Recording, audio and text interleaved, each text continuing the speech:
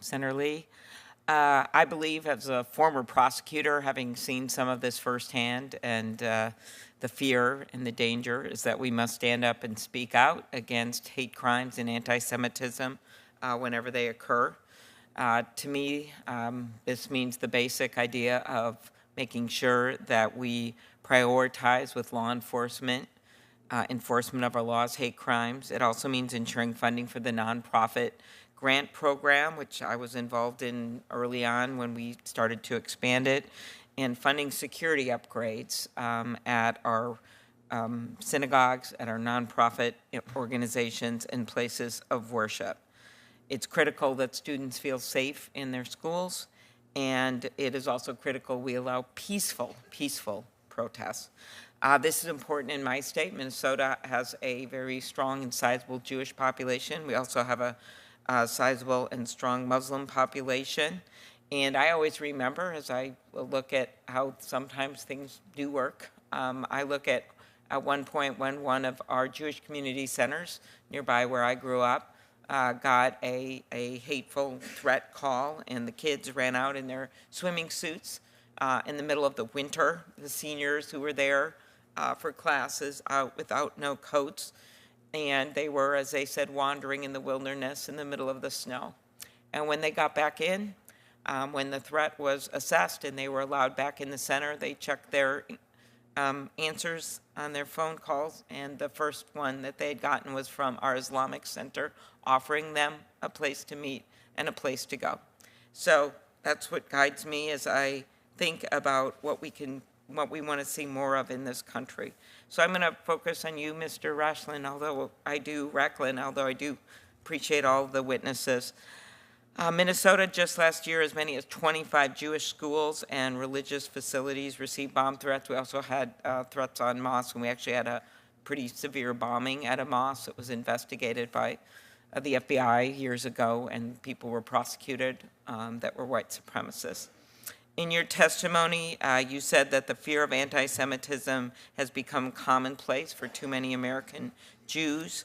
Could you talk about how we could better direct ways for the public to help out on this? Our U.S. attorney from the last administration, Andy Luger, who's Jewish and really created a good working relationship with our Muslim community, prioritized working to build community relations, including meeting with those at Temple Israel in Minneapolis after their synagogue was defaced, making sure the community was informed. Could you talk a little bit about that?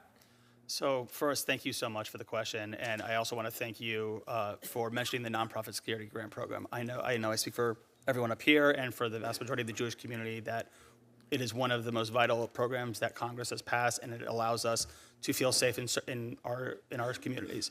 That being said, to your point of what else can be done, hardening targets can only get us so far. Providing armed security guards and bulletproof glass and different kinds of methods to keep us safe within buildings only gets us halfway there. I think the example you brought up about the Islamic Center texting out about the different people and trying to get them to come in while they were out in the cold when there was a bomb threat, I think that speaks volumes. I've worked in the peace building space in Israel and Palestine, and one of the biggest things I've noticed is the ability to bring people together, and I think that's absolutely critical. And so when we're looking at ways to combat anti-Semitism and to end it writ large, you have to look at things beyond hardening targets. I would strongly recommend people to invest in coalition building processes, bringing communities from across the spectrum together to actually have constructive conversations, to create a shared language of what is and what isn't anti-Semitism, and even beyond that, what is hate and what's not. So social media, this committee is determined to do more on that, especially I think this Congress. Senator Grassley's long been involved in this, and of course protecting speech. But when we look at things like pornography, fentanyl sold online, impact social media is having on spreading hate. Could you talk a little bit about that? Is there enough being done online? Because I'm afraid this is instigating some of this. I would say absolutely not. I think more needs to be done online. I think one of the major drivers of anti-Semitism online is the X platform, the platform formerly known as Twitter. with the removal of safeguards and with Mr. Musk ascending to run that company, we've seen a massive increase in anti-Semitism being propagated on that platform and spreading out from there. And that's just one platform. That's not even talking about Meta or the other social media platforms. So I think there needs to be more done to actually bring them to heel, to understand what is anti-Semitism, and to actually stop, in many cases, those CEOs that run those organizations from pushing those theories out farther. Okay.